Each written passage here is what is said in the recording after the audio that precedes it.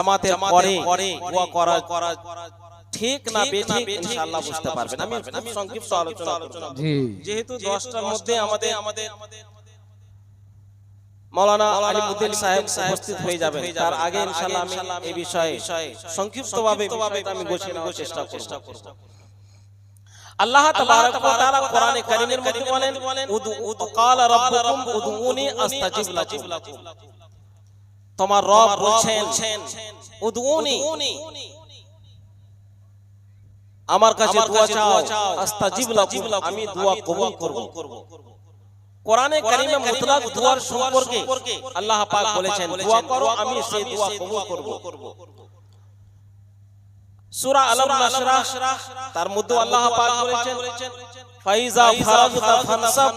ওয়া ইলা রাব্বিকা ফারগাব। সুবহানাল্লাহ। রাইসুল মুফাসসিরিন হযরত আব্দুল্লাহ ইবনে আব্বাস রাদিয়াল্লাহু তাআলা আনহু তিনি এই আয়াতের তাফসীরে ব্যাখ্যাতে বলেছেন ফাইজা ফারাগতা ফানসাব আই মিনাস সালাতিল মাকতুবাত, যখন তোমরা ফরজ নামাজ থেকে ফারিগ হয়ে যাবে, ওয়া ইলা রাব্বিকা ফারগাব আই বিদুয়া, তোমরা তোমার রবের কাছে দোয়ায় মশগুল হয়ে যাও। কিছু মানুষ প্রশ্ন করে এখানে তো দোয়া আদেশ তো করা হয়েছে নামাজের পরে, কিন্তু ফরজ নামাজের পরে জামাত পড়ে আমরা যে জামাতে নামাজ পড়ার পরে একত্রিত হয়ে দোয়া করি, সেটার প্রমাণ কোথায়? মিনাস সালাতিল মাকতুবাত, এখান থেকে এতটুকু প্রমাণ হলো যে ফরজ নামাজের পরে দোয়া করতে হবে। হাদিস থেকে প্রমাণ, তাফসীর থেকে প্রমাণ, কোরআন থেকে প্রমাণ। কিন্তু এটা কোথায় প্রমাণ হলো যে ফরজ নামাজের পরে দলবদ্ধ হয়ে ইজতিমাই দোয়া করা, সেটা কোথা থেকে প্রমাণ রয়েছে? হাদিসে পাক নোট করুন, আবু দাউদ শরীফ জিলদে সানি পৃষ্ঠা নম্বর 144, আবু দাউদ শরীফ 86 মধ্যে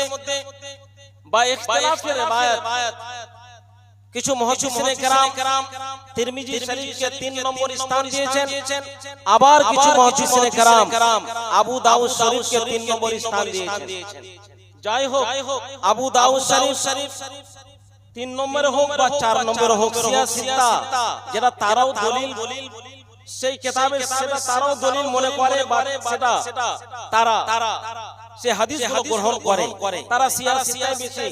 ভাষাতে প্রয়োগ করে। সিয়াসিতার মধ্যে যদি দেখাতে পারো তাহলে মেনে নেব। আমি হাদিস সিয়াসিতা থেকে পাঠ করছি। আবু দাউদ শরীফ দ্বিতীয় খণ্ড পৃষ্ঠা নম্বর 144, ওয়ানিল আযাদ বিন কাইস রাদিয়াল্লাহু তাআলা আনহু قال صلى بنا امام لنا يكني ابا رمسا فقال صليت هذه الصلاه مع النبي صلى الله تعالى عليه وسلم قال وكان ابو بكر وعمر يقومان في الصف المقدم في يمينه وكان رجل قد شهد التكبيره الاولى من الصلاه فصلى النبي صلى الله عليه وسلم ثم سلم عن يمينه ويساره فرأينا بعد خديه ثم انفتل كانفتال ابي رمسا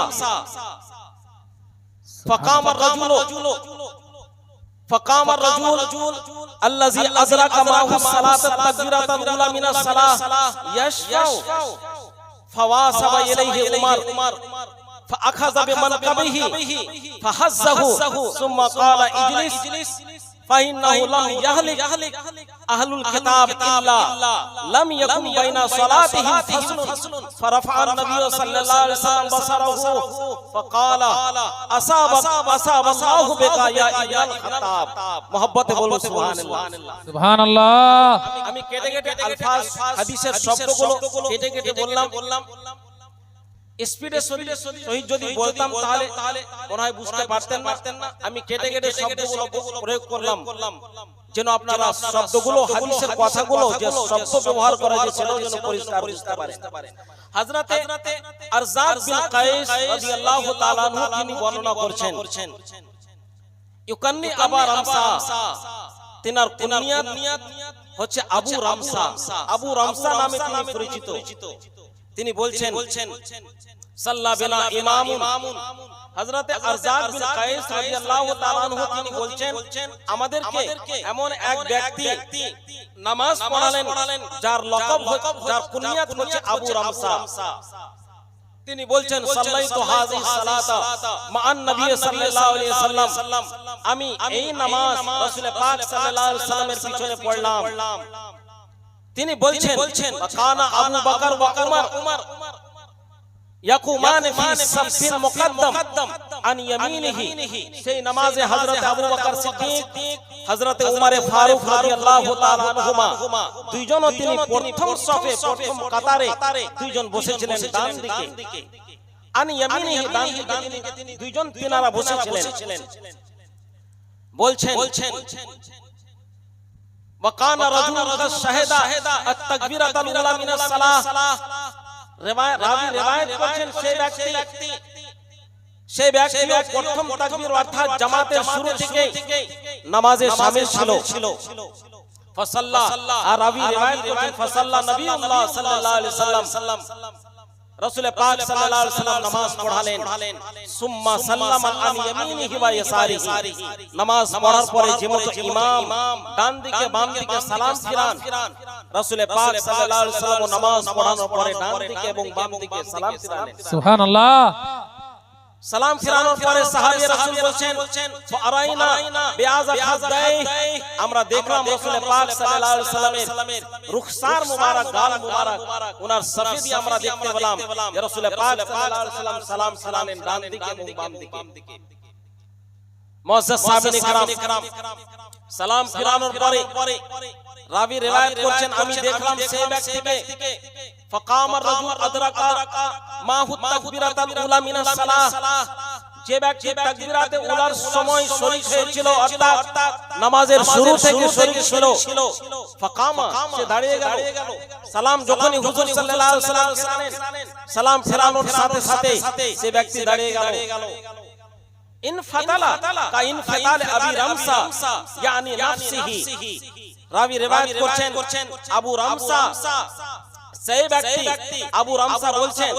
আমি যেমন ফিরে গেলাম, আমরা ফিরে গেলাম হুজুর সাল্লাল্লাহু আলাইহি ওয়াসাল্লাম যখন আমাদের দিকে ফিরে গেলেন, আমরা রাসূল পাক সাল্লাল্লাহু আলাইহি ওয়াসাল্লামের রুখসার মুবারক গাল মুবারক দেখলাম। দেখার পরে সেই ব্যক্তিকে যখন দেখছি যে তাকবীরাতে উলা প্রথম তাকবীরের যে জামাতে শরীক হয়েছিল সে দাঁড়িয়ে গেল, ইয়াশফাউ সে অন্য নামাজ পড়তে আরম্ভ করলো অর্থাৎ সে দুয়াতে শরীক হলো না। রাসূল পাক সাল্লাল্লাহু আলাইহি ওয়াসাল্লাম নামাজ পড়ালেন, সালাম ফিরলেন, সাহাবী রাসূল সেই জামাতে শরীক রয়েছে, সে একজন ব্যক্তি সে দাঁড়িয়ে গেল, সে সালাম ফেরানোর পরে সে দাঁড়িয়ে অন্যান্য নামাজ সুন্নাত নফলে মশগুল হয়ে গেল। সে জামাত থেকে যখনই উঠে দাঁড়ালো হযরত উমর ফারুক রাদিয়াল্লাহু তাআলা আনহু ফাওয়াসাবা ইলাইহি উমর, হযরত উমর ফারুক রাদিয়াল্লাহু তাআলা আনহু তার দিকে এগিয়ে গেলেন, ফাআখাযা বিমানকাবাই, তার কলারকে তিনি ধরে নিলেন, ধরে বলতে লাগলেন ইজলিস ফাইন্নাহু লাম ইয়াহলিক আহলুল কিতাব, বসে যাও, তোমাদের কারণে তোমাদের মতো মানুষের কারণে আহলে কিতাবকে হালাক করা হয়েছিল। জি বাহ ফাইন্নাহু লাম ইয়াকুম বাইনা সালাতি ফাসলুন, তারা সুন্নাত এবং ফরজের মধ্যে ফসল করত না, অর্থাৎ তারা দোয়া করত না, যার ফলে আহলে কিতাবকে আল্লাহ তাবারক ওয়া তাআলা হালাক করে দিয়েছেন। জি সুবহানাল্লাহ। নারে তাকবীর, নারে রিসালাত, হযরত আল্লাহ তাআলা মুফতি বাইদুর রহমান সাহেব কিবলা তাজদার মদিনা কনফারেন্স, নারে তাকবীর, নারে রিসালাত। মুআজ্জাজ সামিনে کرام হযরত উমর ফারুক রাদিয়াল্লাহু তাআলা আনহু সেই ব্যক্তির কলার ধরে বসিয়ে দিলেন আর বলতে লাগলেন ইজলিস, বসে যাও, ফাইন্নাহু লাম ইয়াহলিক আহলুল কিতাব ইল্লা লাম ইয়াকুম বাইনা সালাতিহিম ফাসলুন, হযরত উমর ফারুক বলতে লাগলেন বসে যাও, তোমাদের কারণে আহলে কিতাবকে হালাক করা হয়েছে, যার কারণে তারা ফরজ এবং সুন্নাতের মধ্যে দুয়ার দ্বারা ফসল করত না, পার্থক্য করত না। ফাআসাবা ফারাফা নবী সাল্লাল্লাহু আলাইহি ওয়াসাল্লাম বাসারাহু, রাসূল পাক সাল্লাল্লাহু আলাইহি ওয়াসাল্লাম নিগাহে রাসূল পাক সাল্লাল্লাহু আলাইহি ওয়াসাল্লাম নিজের চোখখানা উঠে হযরত উমর ফারুক রাদিয়াল্লাহু তাআলা আনহুর দিকে তাকালেন, বললেন আসাবাল্লাহু বিকা ইয়া ইবনুল খাত্তাব, হে ইবনে খাত্তাব, তোমাদের কারণে আল্লাহ তাবারক ওয়া তাআলা অনেক লোককে হেদায়েত দান করেছে। মুআজ্জাজ সাহাবায়ে کرام এই হাদিস থেকে প্রমাণ হয় রাসূল পাক সাল্লাল্লাহু আলাইহি ওয়াসাল্লাম জামাতের সহিত নামাজ পড়ালেন জামাতের সহিত নামাজ পড়ানোর পরে ডান দিকে বাম দিকে সালাম ফিরালেন সালাম ফিরানোর পরে সাহাবীয়ে রাসূল বলেন আমরা রাসূল পাক সাল্লাল্লাহু আলাইহি ওয়াসাল্লামের রুখসার মোবারক গাল মোবারক ওনার সাফিদি আমরা দেখলাম আমাদের দিকে ঘুরে বসলেন একজন ব্যক্তি দাঁড় হয়ে গেল হযরত ওমর ফারুক তার কলার ধরে তাকে বসিয়ে দিলেন বসানোর পরে তিনি বললেন তোমাদের কারণে আহলে কিতাবকে হালাক করা হয়েছে যার কারণে তারা ফরজ এবং নফল অথবা সুন্নাতের মধ্যে তারা পার্থক্য করত না মুআজ্জাজ সাহাবায়ে کرام এই হাদিস থেকে প্রমাণ হয় যে ফরজ নামাজের পরে ইজতিমাই দোয়া করা সেটা তার প্রমাণ সেটা জায়েজ যারা বলবে না জায়েজ আমার মনে হয় তারা কোন হাদিস থেকে দেখাতে পারবে না মুআজ্জাজ সাহাবায়ে کرام শুধু তারা একটাই কথা বলে কোন হাদিসের মধ্যে লেখা রয়েছে জামাতের পরে একত্রিতভাবে জামাতের সহিত দোয়া করা কোথায় লেখা রয়েছে মুআজ্জাজ সাহাবায়ে کرام দোয়া মুস্তাহাব কাজ দোয়া হচ্ছে মুস্তাহাব কাজ আল্লাহ তাবারক ওয়া তাআলার দরবারে ইবাদত করার পরে যদি দোয়া চাওয়া হয় রাসূল পাক সাল্লাল্লাহু আলাইহি ওয়াসাল্লাম বলেছেন সবচাইতে উত্তম সময় দোয়া কবুল হওয়ার সেটা হচ্ছে ফরজের ফরজের নামাজের পরে মানুষ যদি আল্লাহ পাকের দরবারে খুলুসিয়াতের সাথে যদি দোয়া করে আল্লাহ রাব্বুল আলামিন সেই দোয়াকে কবুল করে নেন আল মুআজামুল কবির প্রথম খণ্ড সাফা নাম্বার 14 এর মধ্যে রয়েছে হাদিসের মধ্যে এক মুতাবার কিতাব হযরতে আবু উমামা আল বাহিলি রাদিয়াল্লাহু তাআলা আনহু তিনি জিজ্ঞাসা করলেন আইয়ুদ দুআ আসমা ইয়া রাসূলুল্লাহ কোন দোয়া সবচাইতে বেশি আল্লাহ পাকের দরবারে গ্রহণ করা হয় হুজুর সাল্লাল্লাহু আলাইহি সাল্লাম ইরশাদ করলেন জাওফুল লাইল রাতে তিহাই রাত রাতের মধ্যস্থানে যেটা তাহাজ্জুদের সময় তখন যদি দোয়া করা হয় আল্লাহ রাব্বুল আলামিন সেই দোয়াকে কবুল করেন রাসূল পাক সাল্লাল্লাহু আলাইহি ওয়াসাল্লাম আরো আগে বললেন ওয়া দুবুরিস সালাতিল মাকতুবাত এবং ফরজ নামাজের পরে যে দোয়া করা হয় সেই দোয়াও আল্লাহ রাব্বুল আলামিনের দরবারে মকবুল হয়ে যায় সুবহানাল্লাহ নারে তাকবীর নারে রিসালাত জীবনী বক্তা হযরত আল্লামা মাওলানা আলী থেকে প্রমাণ হলো ফরজ নামাজের পরে দোয়া করা জায়েজ কেউ যদি না জায়েজ বলে প্রথমত একটা উসুল উসুলে হাদিস রয়েছে জায়েজের জন্য মুস্তাহাবের জন্য দলিলের প্রয়োজন নেই যেহেতু শরঈ উসুল রয়েছে আল আসলু ফিল আশিয়া ইবাহা প্রত্যেক জিনিসের আসল হচ্ছে জায়েজ হওয়া আমরা যদি দোয়া করি ফরজ নামাজের পরে একা হোক বা একত্রিতভাবে হোক তার জন্য দলিলের কোনো প্রয়োজন নেই কিন্তু যারা নাজায়েজ বলবে তাদের জন্য জরুরি হয়ে যায় সে দলিল তার উপরে সে দলিল পেশ করো সুবহানাল্লাহ কিন্তু আমি হাদিসে রাসূল আপনাদের শোনালাম এই হাদিস থেকে প্রমাণ হয় যে ফরজ নামাজের পরে